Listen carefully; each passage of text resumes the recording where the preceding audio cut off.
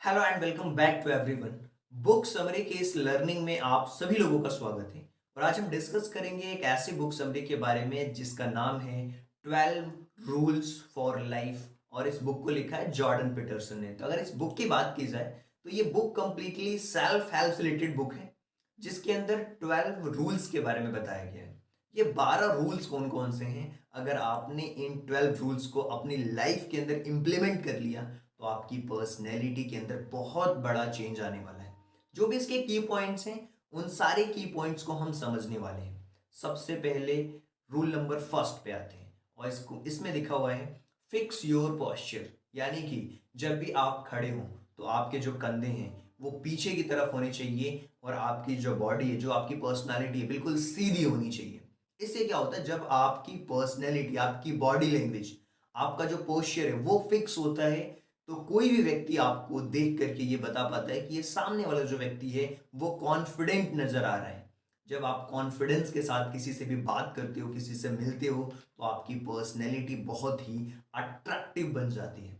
इसके अलावा कुछ और रूल्स के बारे में बात की गई, जैसे कि care for your self like someone else. इसका क्या मतलब होता है? मान लीजिए आपने एक जानवर को पाल रखा है, जिस तरीके से आप उस पेट का ध्यान रखते हैं, ठीक उसी तरीके से आपको भी अपनी पर्सनैलिटी का ध्यान रखना होगा। क्योंकि जिस आपको ये मान के चलना है कि कहीं ना कहीं आप दूसरों की हेल्प करते हो। जब आप फिट रहोगे तो ही आप दूसरों की मदद कर पाओगे। तो इसके लिए सबसे अच्छा तरीका है कि आपको अपनी केयर खुद से करनी है। आपको अपनी फिटनेस के लिए एक्सरसाइज करनी है, वर्कआउट करना है, जो भी चीजें करनी है वो आपको खुद करने होंगे, खुद ही उससे रिलेटेड एक्शंस लेने होंगे। जिस तरीके से आप दूसरों का ध्यान रखते हैं, उसी तरीके से आपको भी अपना ध्यान रखना होगा। Care for your self. अब जो तीसरी चीज निकल करके आती है, surround your self with positive people. इसका बहुत बड़ा इफेक्ट होता है। हमेशा कहा जाता है आप उन्हीं लोगों के एवरेज होते हो जो लोग आपके आसपास होते हैं। तो कहीं ना कहीं जो आपका इन्वायरमेंट है, अगर पॉजिटिव होगा, अच्छे लोग होंगे, तो अच्छी बातें होंगी, अच्छी ग्रोथ होगी। जब आपके आसपास नेगेटिव लोग होंगे, उससे क्या होगा, आपका जो एनवायरनमेंट है वो भी कंप्लीटली नेगेटिव होगा। आप हर चीज में आपको कमियां नजर आएंगी। तो आपको क्या करना है, अपने आसपास पॉजिटिव लोगों का एनवायरनमेंट रखना है। अब क्या होता है, इंप्रूव योर ऑन गेम, ये भी एक रूल नंबर 4 है। अपने गेम को इंप्रूव करने का मतलब ये होता है, कल आप किस तरीके से बिहेव करते थे, कल से लेकर के आज में आपकी पर्सनालिटी के अंदर क्या चेंज होता है। इसका सिंपल सा रूल है, आपको कंपेयर करना है अपने आप से। वो किस तरीके से हो सकता है, आप अपने बीते हुए कल का कंपेयर आज के दिन से करके देखिए कि कल जो भी मैंने काम किए, क्या वो प्रोडक्टिव थे? कल जो भी मैंने एक्शंस लिए, क्या वो मेरे आने वाले फ्यूचर को लेकर के थे? आप देखिए अपने आप को और इम्प्रूव करिए अपना खुद का गेम। जब आप इस तरीके से सोचते हो तो आपकी पर्सनैलिटी, आपका जो कॉन्फिडेंस है वो डे बाय डे बढ़ता चला जाता है।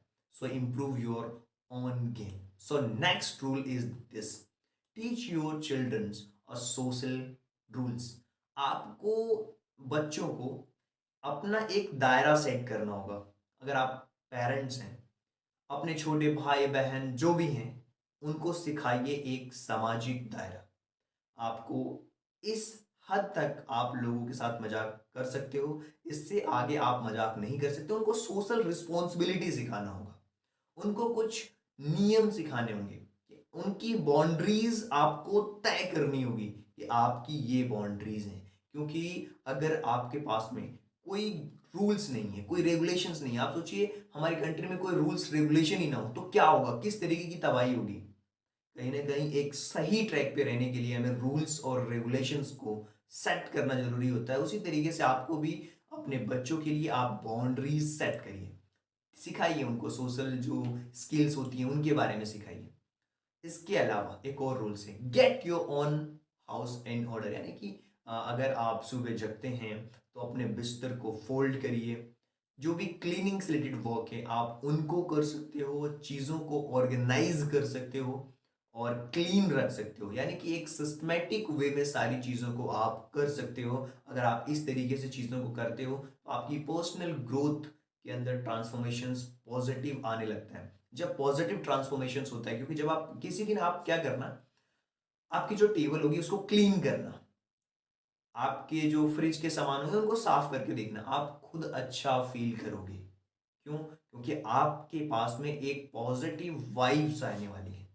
अगर आपके पास में एक पॉजिटिव वाइब्स आएंगी तो कहीं ना कहीं आप कॉन्फिडेंट फील करने वाले हो। ये सारी चीजें पॉसिबल हैं अगर आप सारी चीजों को सिस्टमेटिक वे में करते हैं। रूल नंबर 7 पे आते हैं। इसमें लिखा गया है, pursue meaning not instant gratifications. आपको है ना अपने पर्पस को लेकर के उसके पीछे जाना है। ये नहीं कि इंस्टेंट कोई चीज मिल रही है तो आप उस पे ही खुश हो जाएं। फॉर एग्जाम्पल कुछ मैं अपनी पर्सनल बातें बताता हूँ कि मेरा एक पैशन है कि मुझे एजुकेट करना है लोगों को, तो मैं इस ड्रीम को बहुत लंबे समय से फॉलो करता हूँ। और इन बहुत बार मेरे पास ऑफर भी आते हैं जहाँ पे मुझे लगता है कि इस काम के लिए ये जो टाइम जो मैंने सेट कर रखा है उसको छोड़ करके अगर यहाँ पे जाऊँगा तो मुझे ज़्यादा पैसे मिलेंगे। वो हमारा है इंस्टेंट ग्रेटिफिकेशन। यानी कि अगर आपका कोई पैशन है आप उसको फॉलो करिए टिल एंड तक, आप जरूर उसमें सक्सेस होंगे। और आपको इंस्टेंट ग्रेटिफिकेशंस के चक्करों में नहीं पड़ना है कि तुरंत संतुष्टि नहीं चाहिए कि यार मुझे पैसे के पीछे भागना, ऐसा नहीं। आप जिस चीज़ से प्यार करते हैं आप उसमें काम करिए। Find your personal truth and live it. आपकी जो पर्सनल ट्रूथ है उसको फाइंड कीजिए, ढूंढिए कि आपको किस चीज़ में मजा आता है। आपको गेम्स में मजा आता है, आपको क्रिएटिविटी में मजा आता है, आपको पेंटिंग में मजा आता है, या आपको एजुकेट करने में अच्छा लगता है, आपको एडिटिंग अच्छा लगता है, आपको पीपीटी बनाना अच्छा लगता है, आपको क्या अच्छा लगता है। Find your personal truth. आपकी पर्सनल ट्रूथ को फाइंड करिए और उसी के साथ जिए। आप देखेंगे कि डे बाय डे, ये रूल नंबर 8 है हमारा, डे बाय डे अपने आप को इंप्रूव करते हुए पाओगे। So find your personal truth and live it. Then be a good listener. ये एक बहुत अच्छी क्वालिटी है, क्योंकि एक अच्छा व्यक्ति वही होता है जो बहुत अच्छी तरीके से सुनता है। और जो व्यक्ति अच्छे से सुनता है ना, वही चीजों को सीखता भी है। So be a good listener. आपको एक अच्छा श्रोता बनना है। Learn to be a good listener. ये आपके अंदर क्वालिटी होनी चाहिए कि आप किस तरीके से सुन पा रहे हो लोगों को, और अच्छे से अच्छी तरीके से आपको सुनना है।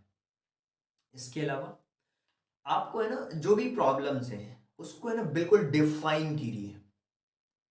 और जो भी आपके पास में प्रॉब्लम है उसको प्रिसाइज वे में डिफाइन करिए कि यार ये प्रॉब्लम है, इसका सोल्यूशन इस तरीके से हो सकता है, ये प्रॉब्लम है इसको इस तरीके से रिजॉल्व किया जा सकता है। सारी प्रॉब्लम्स को जब आप डिफाइन करोगे तो उसके आंसर्स आपको खुद ब खुद मिलेंगे। That is the rule number 10। जब आप अपनी प्रॉब्लम को डिफाइन करते हो तो चीजें ऑटोमेटिकली ही आपको समझ आने लगती हैं। और ये कब पॉसिबल है? जब आप कम्युनिकेशंस करते हो और जो प्रॉब्लम को फाइंड आउट करने की कोशिश करते हो तो ही ये पॉसिबल है। और देखिए जो पीटरसन का मानना है रूल नंबर 11 को लेकर के, दुनिया के अंदर इनइक्वालिटी एग्जिस्ट करती है और आज भी ये इनइक्वालिटी है, एग्जिस्ट करती है। कोई बड़ा है, कोई छोटा है, कोई लंबा है, रंग के भेद पे, कास्टिज्म के बेस पे, इसके अलावा कल्चर के बेस पे, लैंग्वेज के बेस पे, कहीं ना कहीं आपको इनइक्वालिटी देखने को मिलती है। आपको क्या करना है? एक्सेप्ट करना है सभी लोगों को, सभी तरीके के लोगों को एक्सेप्ट करना है। और जब आप इस तरीके से अपनी थॉट प्रोसेस को बिल्ड करोगे, बहुत छोटे छोटे रूल्स हैं, आपको सुनने में लग रहा होगा कि यार ये तो कर सकता हूँ मैं। अगर आपने इन सारे रूल्स को अपनी जिंदगी के अंदर इम्प्लीमेंट कर लिया तो यकीन मानिए आपसे बेहतर कोई नहीं हो सकता। आप अपने ही कह सकते हो कि अपनी ही पर्सनालिटी का एक नेक्स्ट वर्जन आप निकल कर के आओगे। So except the inequality exist. और इसके अलावा जो भी अच्छी चीज़ें हो रही हैं लाइफ के अंदर उसको सराहना करिए उसको। जैसे कि बहुत बार क्या होता है कि बहुत बार हम देखते हैं कि एक जानवर है जो कि रास्ते से जा रहा है और वो बच गया एक्सीडेंट होते होते, तो आपको क्या करना है, गॉड का थैंक यू करना है कि बचा लिया। जो भी अच्छी चीज़ें होती हैं उसको अप्रिसिएट करना सीखना है। आपके साथ में कुछ अच्छा हो रहा है उसको अप्रिसिएट करिए, सेलिब्रेट करिए। ये छोटी छोटी चीज़ें हैं।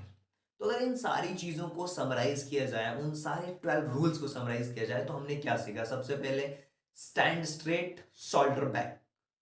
Stand straight and shoulder back. Then हमने सीखा treat yourself like someone else. जिस तरीके से आप दूसरे का ध्यान रखते हैं उसी तरीके से अपना भी ध्यान रखिए। अपने आसपास के जो लोग हैं वो पॉजिटिव होने चाहिए, इस तरीके का सराउंड आपका होना चाहिए। अपना गेम आपको इम्प्रूव करना है, वो आप कंपेयर कर सकते हैं अपने बीते हुए कल से। इसके अलावा अपने जो बच्चे हैं उनको आप सोशल एटिकेट सिखाइए। साथ ही साथ में अपने घर को आप क्लीन कर सकते हैं, रेडी कर सकते हैं, कस्टमाइज रख सकते हैं और उसको क्लीन रख सकते हैं। अपने परस्यू के साथ जी, अपने परस्यू को आप जिए, अपनी लाइफ पे उस पर एक्शन लीजिए। इंस्टेंट ग्रेटिफिकेशंस के चक्करों में नहीं पड़ना है। Find your personal truth. आपको अपने पर्सनल ट्रूथ को ढूंढना है और उसके साथ ही जीना है। इसके अलावा आपको एक अच्छा लिसनर बनना है और साथ ही साथ जो भी प्रॉब्लम्स हैं उनको परफेक्ट तरीके से डिफाइन करना है और समाज में जो इनइक्वालिटी है जो एग्जिस्ट करती हैं उनको भी एक्सेप्ट करते हुए आगे बढ़ना है और जो अच्छी चीज़ें हैं उनको अप्रिसिएट करना है, सेलिब्रेट करना है और भगवान का शुक्रिया भी अदा करना है। So thank you so much and thanks for giving your precious time. So thank you so much and God bless you all. So thank you so much.